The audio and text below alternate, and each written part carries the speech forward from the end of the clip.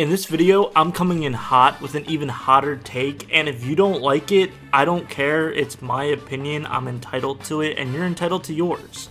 So, we can be civil and keep going with the video, or you can rage quit, mash on your keyboard, and leave. Either way is fine with me. Let's get into the video. Hello everyone, I'm OCDsaster, and this is OCDsaster Blue, my Sonic channel. Everything we do here is Sonic related, so if that sounds like something your speed, consider subscribing and checking out some other videos after this one. I think that Mario Kart World looks better than Sonic Racing CrossWorlds when it comes to visuals and aesthetics. However, I have a feeling that Sonic Racing CrossWorlds will have more content and will be a lot more fun to play. So, I want to re-emphasize this again in case some of you are hyperventilating too loudly that you can't understand what I'm trying to say here. I think that Mario Kart World looks better aesthetically than Sonic Racing CrossWorlds.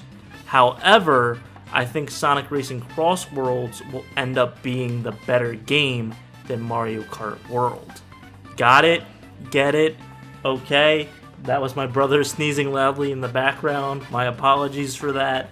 Now, I have no actual evidence of this yet. I have not gotten my hands on any of the games yet, or the demos, or anything like that. It's based off of what I'm seeing and what I'm hearing from these presentations. And I'm trying to be as unbiased as possible. Now, there is always going to be a little bit of bias when it comes to these things, but I like to think that I try to be reasonable and fair when I come up with these opinions and ideas, and I try not to sway too hard into one camp. The same thing can't be said about fandoms and other video game, players and gamers alike. The Sonic fandom, the Mario fandom, everyone's toxic in every fandom, and it's like, oh my goodness, why do you have to compare the two? Or oh my goodness, why does it have to be like this is better than the other? Or oh my goodness, and it's like, because it's fun to talk about, and they're both mascot racing kart games that are coming out in the same year around the same time, and both introduce something new to the table. So it's perfect to compare them. It makes absolute sense, and as I keep reiterating in all my videos, Sonic was created to compete with Mario. Nintendo created Mario and Sega needed a mascot, so they created Sonic specifically to go up against Mario. So let's start with what these games have in common. Like I said, they are both mascot kart racers. On top of that, they both have a big roster of very recognizable characters from their franchise, all big hits, and I do think Mario World have a few quirky random characters in there, but that's kind of like the Mario Kart charm, so that's fine. They all transform too. In Mario Kart, the karts transform depending on what type of terrain you're on, and the same thing can be said about Sonic Racing CrossWorlds. So that's where there's a lot of overlap and similarities. You got items, you got Grand Prix, you got tracks, the basic mascot racing fare. But there are some key significant changes other than just the level designs and the character. And yes, I know, in Mario Kart it's basically gliders and zero gravity, whereas for the Sonic games it's changing into a boat and a plane, but that's still kart transformations in my book. They are at least a little bit different in variety, but yeah, just wanted to clarify that before you all start going crazy in the comments. So there are a few differences between these games, however. You have obviously different items and different mechanics in the sense of the core gameplay.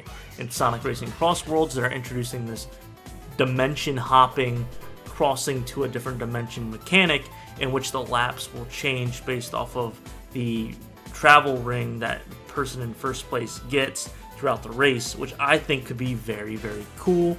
And there's also boost things that pop up and almost like course events that happen, and then everything smashes back together and you have a hodgepodge of different courses and tracks, which can make the replayability endless. In Mario Kart World, you can explore a more open map, and in between the Grand Prix, you actually race on tracks, I guess you could call them. They're really just like routes to get to the next track, which is a very interesting change to the Mario Kart formula, and we haven't seen in a racing game before.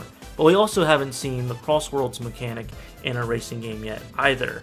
However, I do have to say, in the defense for CrossWorlds versus Mario Kart, is that it adds replayability and it can be random and unique each time you play. Now, I know if you play the game enough multiple times, it's going to end up being repetitive no matter what, because you've been on all the tracks, seen all the things, but it still adds that, you know, tangibility or that fluidness for each time you jump into a race course.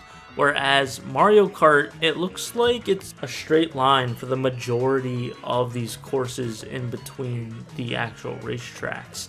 And I don't know how I feel about that. I have to play it in order to get a full opinion on it.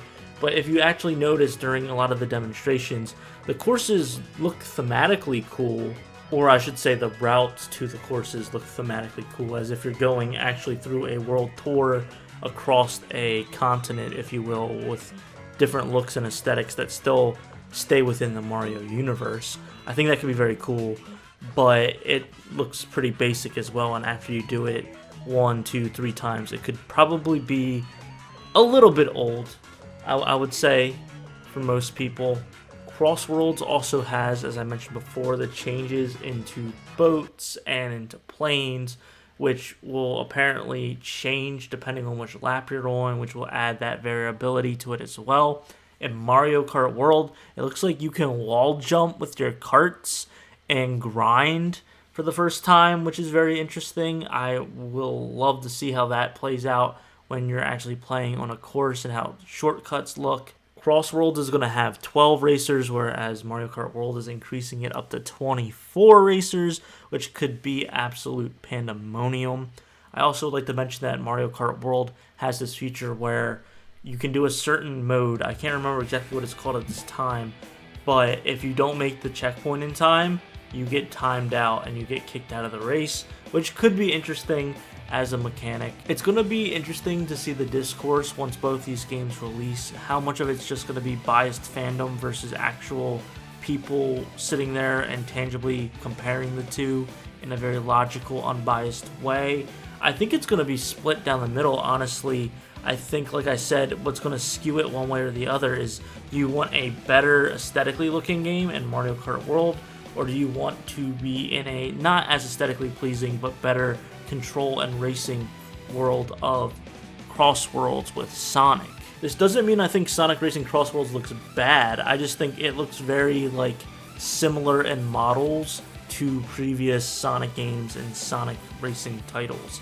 If you haven't seen my video already on how Sonic needs a redesign, I even mentioned Mario Kart World in that as well, because it seems like Nintendo is really focusing on redesigning the look of these Mario characters, making them more bouncy, rubber bandy, cartoonish, but also similar to the aesthetic of the Sonic movie. I said Sonic. How hilarious. Mario movie, the Super Mario Bros. Movie that made $1 billion, so there's some crossover there as well. You can check that video out after this one if you want. Needless to say, I wish both games the best. I hope they're both super awesome and exceed expectations for all the fans and casual players alike. I already know because of IP and brand recognition, and it's the launch title with the Switch 2, Mario Kart World is going to absolutely knock it out of the park when it comes to money. I just hope that Sega doesn't look at that and think that they need to reach that as well, because it's just not going to happen, but that doesn't make a game good. So I just hope, they and the Sonic fans realize that. It's kind of like with the movies.